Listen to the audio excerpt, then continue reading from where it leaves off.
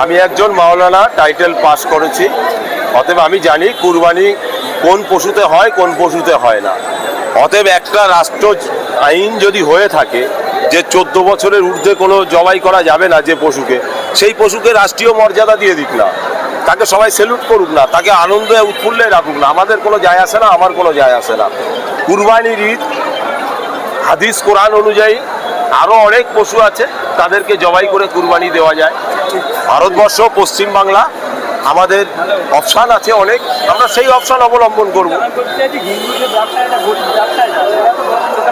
সেটা তারা বুঝুক, যারা ভোট দিয়ে ক্ষমতায় নিয়ে এসেছে, যারা তৃণমূলকে এতদিন ধরে ভোট দিয়ে নিয়ে এসেছে, সেটা তারা তাদের অ্যান্সার দিক, তারা বুঝুক। আমি যদি গর্ত খুঁড়ি, আমার গর্তে আমাকে পড়তে হবে ভাই, যে যার গর্তের চেয়ে পড়বে।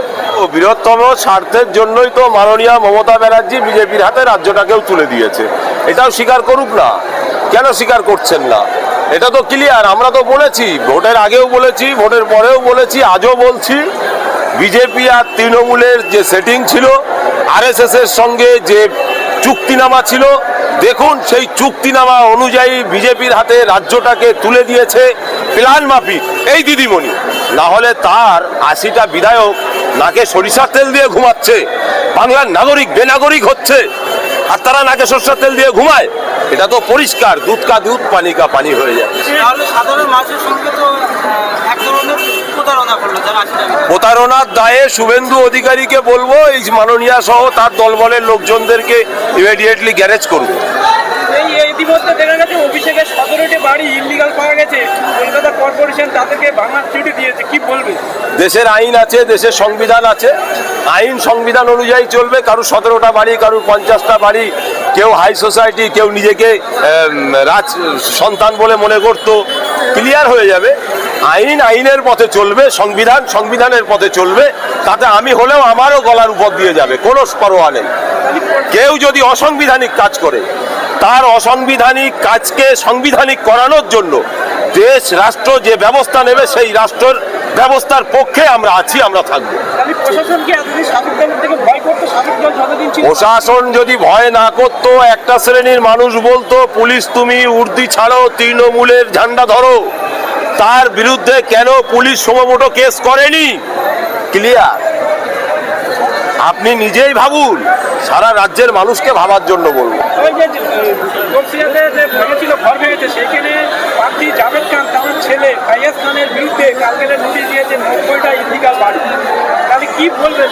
আমি একটাই কথা বলছি, দেশ চলবে সংবিধানকে সামনে রেখে, দেশ চলবে আইনকে সামনে রেখে।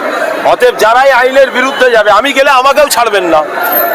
রাষ্ট্রের, এই দেশের যে কোনো মানুষ সংবিধানকে প্রাধান্য দিতে হবে, আইনকে প্রাধান্য দিতে হবে, দেশকে প্রাধান্য দিতে হবে। বাবা সাহেব আম্বেদকর যে সংবিধান তৈরি করেছে, এই সংবিধানকে প্রাধান্য দিতে হবে।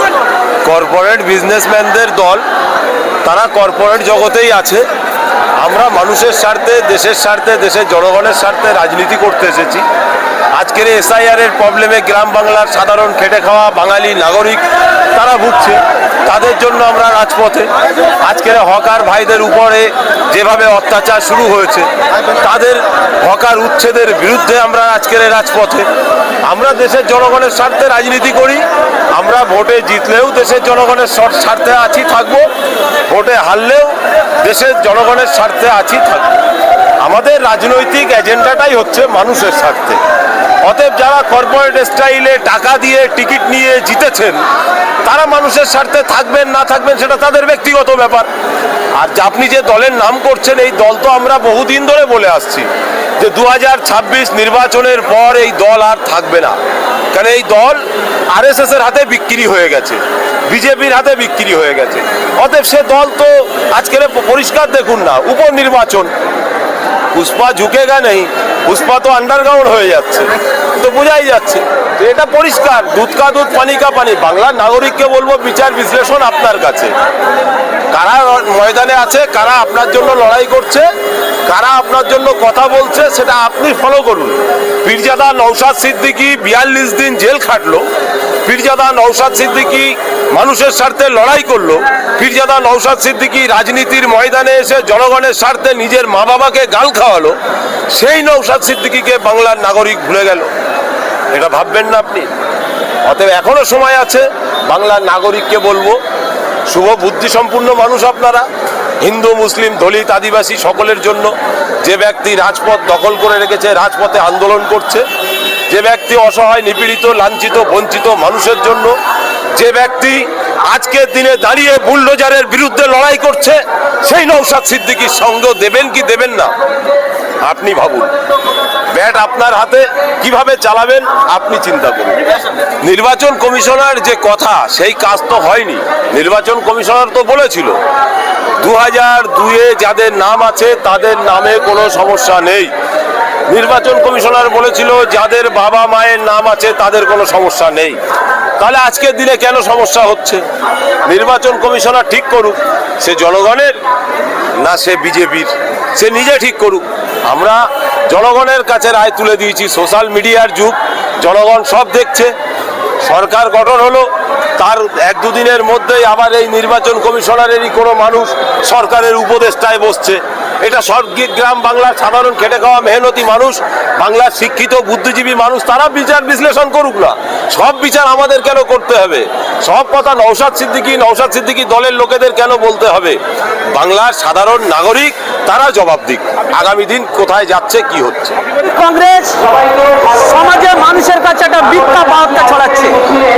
নওশাদ সিদ্দিকী মহাশয় তিনি মাত্র ইন্ডিয়ান সেকুলার ফ্রন্টের নামে 30খানা তিনি ক্যান্ডিডেট খাড়া করেছিলেন। পশ্চিমবাংলার বুকে যে সমস্ত জায়গায় নওশাদ সিদ্দিকী মহাশয় ক্যান্ডিডেট দিয়েছিলেন, 25 জায়গায় টিএমসি জিতেছে। আপনি বলুন, 294টা সিট যেখানে তৃণমূল কংগ্রেস দিয়েছে, মাত্র 80টা সিট পায়। আর যেখানে তৃণমূল কংগ্রেস 25টা সিট জিতেছে, সেখানে নওশাদ সিদ্দিকী অর্থাৎ ইন্ডিয়ান সেকুলার ফ্রন্টের ক্যান্ডিডেট ছিল, মাত্র 4খানা বিজেপি ক্যান্ডিডেট জিতেছে। তাহলে আপনারাই সিদ্ধান্ত নিন এবং আপনারাই বুকে হাত দিয়ে বিচার করুন, নওশাদ সিদ্দিকীর জন্য বিজেপি এসছে না তৃণমূলের জন্য বিজেপি এসছে, আপনারাই বিচার পেয়ে যাবেন। এই যে একটা সময় তৃণমূলের নেতৃত্বরা বলতো যে নওশাদ সিদ্দিকী, অথচ দেখা গেল ফলতায় জাহাঙ্গীর খান তিনি বলতেন বিজেপির কাছে মাথা নত করবো না, অথচ পালিয়ে গেল। দেখুন, এটা তৃণমূল কংগ্রেসের একটা setting game policy. Trinamool Congress জানে যে ওখানে যদি আমরা ইলেকশনে লড়ি তাহলে বিপুল পরিমাণে ভোটে আমরা হারবো। সেই হার আগামীতে যে ইলেকশনগুলো আসবে সেই ইলেকশনে মমতা ব্যানার্জি এবং তৃণমূল কংগ্রেস তারা কোনো জায়গায় পাত্তা পাবে না। তাই তারা আগে থেকে হারার আগে নিজেরা স্যালেন্ডার করেছে, আত্মসমর্পণ করেছে বিজেপির সঙ্গে, বাংলার মানুষের সঙ্গে ধোঁকা দিয়েছে, ঝুঁকে গেল।